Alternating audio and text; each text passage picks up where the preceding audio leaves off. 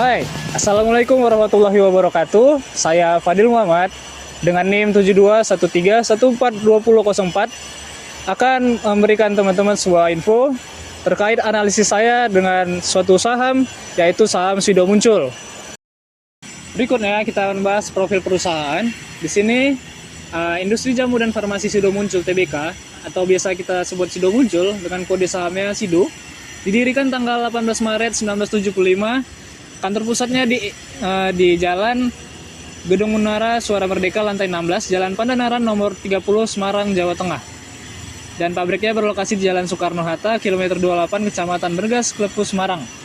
Jadi ruang lingkup kegiatan Sido ini antara lain menjalankan usaha dalam bidang industri jamu yang meliputi industri obat-obatan, jamu, kosmetik, minuman, dan makanan yang berkaitan dengan kesehatan, perdagangan, pengangkutan darat, jasa pengolahan air, perkebunan, dan percetakan. Kegiatan utama Sido Muncul adalah produksi dan distribusi jamu herbal, minuman energi, minuman dan permen, serta minuman kesehatan dengan merek utama Sido Muncul yaitu Tolak Angin. Pertama, kita pelajari dulu model bisnis dari Sido. Sido ini muncul dari 3 segmen. Yang pertama ada segmen jamu dan herbal, suplemen, makanan, dan minuman, dan yang terakhir adalah farmasi.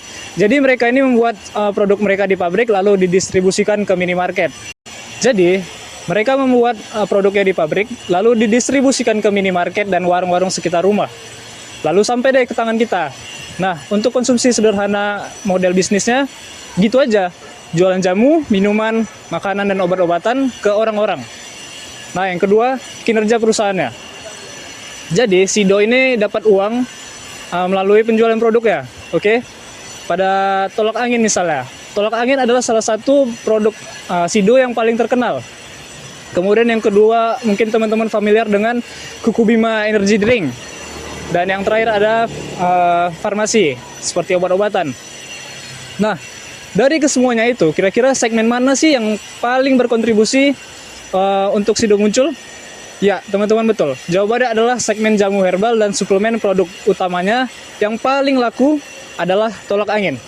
Sekarang kita bahas kinerja perusahaannya. Kalau kita lihat laporan keuangannya, total penjualan tahun 2023 adalah 3,5 triliun rupiah di segmen jamu herbal. Nah, di segmen ini menyumbang sebesar 2,3 triliun atau menyumbang sekitar 66% pendapatan untuk Sido Muncul. Gede banget kan? Dibandingkan dengan segmen makanan dan minuman yang berkontribusi 31%, apalagi farmasinya yang cuma 3%. Jadi kita berfokus pada Tolak Anginnya. Nah, sekarang coba teman-teman perhatikan, bayangkan sebuah produk jamu herbal, di sini Tolak Angin kan, karena yang paling laku. Dan untuk produk makanan minumannya kita bayangkan Kuku Bima Energy, oke? Di sini pada tahun 2023 Sido Muncul berhasil melakukan penjualan Tolak Angin sebanyak 2,3 triliun. Jadi karena datanya jualan jamu aja bisa sampai 2,3 triliun ya. Terus dari 2,3 triliun itu ada beban pokok penjualan sebesar 741 miliar rupiah. Apa itu beban pokok penjualan? Nah, Tolak Angin itu kan ada bahan bakunya ya, ada ramuan cairan di dalamnya, ada bungkus dari plastiknya, ada package-nya. Kemudian bisa dibilang semua itu adalah bahan bakunya, dan bahan baku itu semuanya beli dari pihak yang lain. Nah, dari sini kita tahu ya bahwa dari 2,3 triliun penjualan Tolak Angin ini, sebanyak 741 miliar rupiah atau 32%-nya adalah biaya bahan baku untuk pembuatan produk tersebut. Murah ya, karena setelah dipotong biaya bahan baku, ternyata masih ada sisa 1,6 triliun rupiah alias masih ada sisa 68% dari total penjualannya. Inilah yang disebut sebagai keuntungan kotor atau bahasa akuntansi adalah laba bruto. Jadi teman-teman bisa bayangin, misalnya harga Tolak Angin itu Rp1.000 per bungkus, berarti kira-kira Tolak Angin mendapatkan keuntungan Rp680. Nah, keuntungan kotornya itu besar banget ya. Itu pun masih keuntungan kotor, masih harus kita bersihin lagi. Bersihin dari apa tuh? Dari biaya-biaya ataupun beban-beban. Misalnya dari penjualan Tolak Angin itu kan nggak tiba-tiba bisa langsung sampai ke tangan kita ya. Harus ada pengangkutan dari pabrik, harus ada biaya iklan, mesin-mesin, dan sebagainya. Itu akan menjadi beban-beban.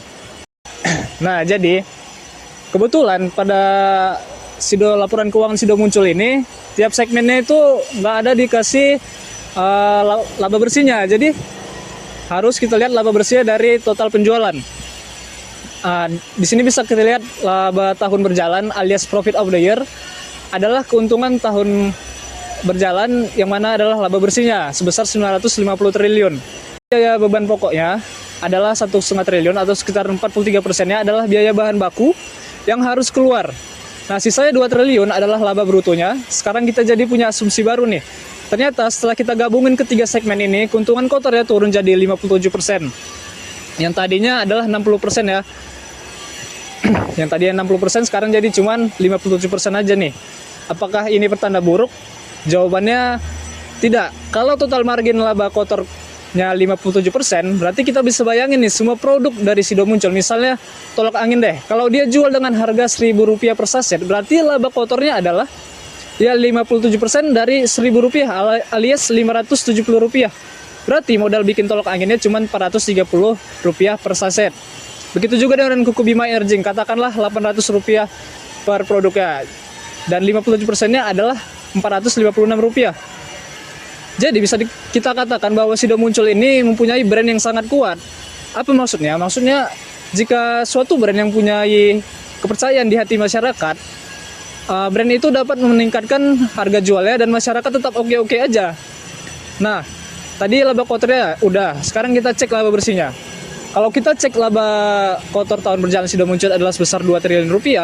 Artinya setelah kita kurangi biaya bahan baku, dikurangi bayar gaji karyawan, dikurangi biaya iklan, dipotong pajak penghasilan dan lain-lain, masih ada keuntungan bersih sebesar Rp950 miliar. Cukup besar ya, dari total penjualan 3,5 triliun, laba bersihnya sebesar 950 miliar. Atau sekitar 27% dari total penjualannya. Nah, kalau kita masukkan ke cerita yang tadi, misalnya tolak angin harganya Rp1.000, laba kotornya 570, berarti laba bersihnya sebesar 270 per saset. Besar banget kan? Maka kesimpulannya adalah Sido muncul akan dapat laba bersih sebesar 27% dari setiap penjualan produknya. Produk apapun itu, baik itu tolak angin, kuku Bima, ataupun yang lainnya. Sekarang kita lihat data gross marginnya 5 tahun terakhir. Nah, ternyata udah dari dulu ya margin laba kotor Sido ini tinggi. Bahkan rata-rata 5 tahun terakhir gross marginnya itu ada di atas angka 50%. Kalau kita lihat gross marginnya juga naik dari tahun ke tahun, kenapa ini bisa terjadi? Kemungkinan terbesarnya ada dua. Satu, Sido muncul berhasil menaikkan harga jual produknya di pasar. Atau yang kedua, Sido muncul berhasil menekan biaya bahan bakunya. Atau opsi ketiga adalah mereka berhasil melakukan kedua-keduanya. Nah, sekarang kita lihat laba bersihnya 5 tahun terakhir. Juga meningkat dari Rp800 miliar di tahun 2019, kemudian tumbuh 55% jadi Rp1,2 triliun di tahun 2021. Nah, yang menarik adalah saat penjualannya hanya naik 31%, laba bersihnya naik jauh lebih tinggi, yaitu 50% atau jadi Rp1,2 triliun. Next, salah satu faktor selanjutnya yang paling saya suka dari Sido muncul adalah perusahaan ini bagi dividen 2 kali dalam setahun. Di Indonesia, perusahaan kayak gini jarang banget ya dilihat. Sejak tahun 2018, perusahaan ini bagi dividen 2 kali dalam setahun. Jadi di Sido muncul ini bagi dividen 2 kali dalam setahun. Contoh di tahun 2022 dia bagi dividen Rp13,5 per lembar di bulan November dan yang kedua di bulan April tahun 2023. Jadi total dividennya 36,5 per lembar. Enak ya kalau udah punya 1 juta lembar saham Sido. Muncul ngomong-ngomong kita juga bisa lihat nih nilai dividen per lembarnya meningkat dari tahun ke tahun dari Rp14,5 per lembar tahun 2017 saat ini untuk udah jadi 36,5 per lembar di tahun 2022. Jadi udah kebayangkan kalau Sido muncul ini adalah perusahaan yang sangat baik. Nah, sekarang bagian ketiga. Udah tahu nih perusahaan yang baik ya, kinerjanya baik, sehat. Apakah kita harus beli sahamnya? Nah, menurut saya prinsip berinvestasi saham itu cuma ada 3. 1, beli perusahaan yang baik. 2, beli di harga yang baik. Dan 3, investasi untuk jangka panjang. Nomor 1 udah bisa kita checklist ya. Walaupun masih banyak rasio keuangan yang belum kita bahas, tapi seenggaknya udah kelihatan di bahwa Sido muncul adalah perusahaan yang baik untuk nomor 3. Menurut saya investasi jangka panjang itu di atas 3 tahun. Tapi 5 tahun akan jauh lebih baik karena apa? Karena nggak ada yang tahu selama tahun-tahun berikutnya bagaimana. Tapi kalau misalnya teman-teman sediain seenggaknya 3 sampai 5 tahun ke depan, apapun yang terjadi selama perusahaan teman-teman baik-baik aja. Misalnya pada pandemi kemarin, semua saham turun drastis tuh. Tapi kalau sekarang, semuanya baik-baik aja tuh. Nah, menurut saya, harga saham Sido saat ini di angka Rp705 per lembar ada di harga yang sangat wajar ya. Agak sedikit mahal, tapi wajar. Coba saya kasih data PBV dan PER-nya. Jadi saat ini rata-rata 5 tahun terakhir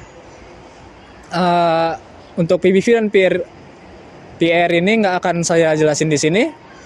Dan juga sebagai disclaimer ya, ini opini saya pribadi. Perusahaan ini sangat-sangat baik dan sedang ada di harga wajarnya. Jadi teman-teman yang lagi cari saham perusahaan buat ditabung, tentu perusahaan ini bisa jadi salah satu kandidatnya. Berikutnya ini adalah rasio keuangan dari Sido Muncul. Di sini bisa kita lihat ada rasio PER dengan rata-rata 20,78, rasio price book value-nya rata-ratanya 6,41 dari 4 tahun terakhir ya, dan debt equity ratio-nya sebesar 0,17 dari 4 tahun terakhir, ROA-nya 26,69 untuk rata-rata, dan rata-rata dari ROE adalah 31,20.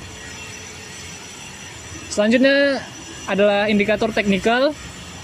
Ya, jika kita lihat dari indikator RSI, nilainya 49,345 yang menandakan tindakan netral. Ada juga STOCH dengan nilai 18,452, tindakannya jual berlebih. Yang harus kita perhatikan ada di MACD atau moving average. Ya, pada nilainya 5,596 yang mengindikasikan beli, dan di ADX juga mengindikasikan beli. Untuk yang mengindikasikan jual itu ada di CCI, ada di high and low juga, ultimate oscillator, ROC, dan bull bear power dengan nilai minus 7,116. Jadi apa aja nih poin plusnya? Yang pertama, brand tolak angin sangat kuat. Lalu salesnya naik dari tahun ke tahun, margin laba kotornya makin tebal, margin laba bersihnya makin tebal juga. Terus dia bagi dividen 2 kali dalam setahun. Kemudian termasuk dalam saham syariah juga. Dan yang terakhir, harga sahamnya wajar. Nah, itulah alasan saya memilih saham Sido Muncul. Jadi, teman-teman udah siap untuk berinvestasi? Sedikit info, teman-teman bisa berinvestasi di aplikasi Motion Trade yang dikembangkan oleh MNC Sekuritas. Untuk membuka akun, teman-teman cukup deposit sebesar Rp100.000. Dan teman-teman sudah bisa melakukan investasi jual beli saham di aplikasi Motion Trade. Untuk cara melakukan pembelian saham di aplikasi Motion Trade, di sini saya akan contohkan. Oke. Di sini saya sudah menginstal aplikasi Motion Trade, teman-teman bisa buka. Sedang loading. Welcome to Motion Trade. Good evening, Fadil Muhammad. Oke. Nah, jika teman-teman sudah menginstal aplikasi ini, sudah membuka akun, ini adalah tampilan awalnya. Nanti teman-teman akan disuruh login. Tapi di sini saya sudah login. Selanjutnya, teman-teman bisa ke menu stock price untuk melihat harga-harga saham. Misalnya di sini ada Astra. Di sini harga saham Astra sebesar Rp6.475. Dan di sini saya akan mencontohkan untuk membeli saham dari Sido Muncul. Di sini Sido kodenya. Di sini di harga 705 dengan signalnya buy. Jadi teman-teman nggak perlu khawatir apakah harus beli atau harus jual. Dari MNC Sekuritas sudah memberikan rekomendasi signal untuk membeli atau menjual. Di sini harganya 705. Jika teman-teman ingin membeli, teman-teman bisa tekan yang offer 705 untuk kemudian tekan buy. Pertama-tama mungkin kita akan review sedikit fitur-fitur yang ada di stock price ini. Di sini teman-teman pada menu history, teman-teman bisa melihat historical harga saham dari Sido ini. Ya, ini grafiknya bisa digeser-geser juga teman-teman. Keren ya. Kemudian untuk news, di sini ada berita-berita terbaru tentang entitas. Di sini Sido ada ya. Kemudian ada juga menu info seperti bagaimana berapa harga IPO-nya, sektor dari perusahaan ini. Kemudian juga ada finansial untuk melihat laporan keuangannya. ya bagaimana kondisi keuangan dari perusahaan ini. Misalnya di sini ada price earning ratio. Di sini jika teman-teman ingin membeli, tekan offer, kemudian tekan buy. Nah, di sini price sebesar 705 dengan last price. Last price artinya harga terakhir. Jika kita ingin membeli di harga terakhir, pas ya, tinggal kita masukkan kuantitas ya. Misalnya di 1 lot atau 2 lot. Di sini saya akan membeli 1 lot saja. Jadi total yang harus saya bayarkan adalah sebesar Rp70.627. Jika sudah, kita confirm buy. Dan oh ya juga teman-teman, sebelum melakukan pembelian, teman-teman harus masukkan PIN dulu di atas ini. Kemudian confirm buy.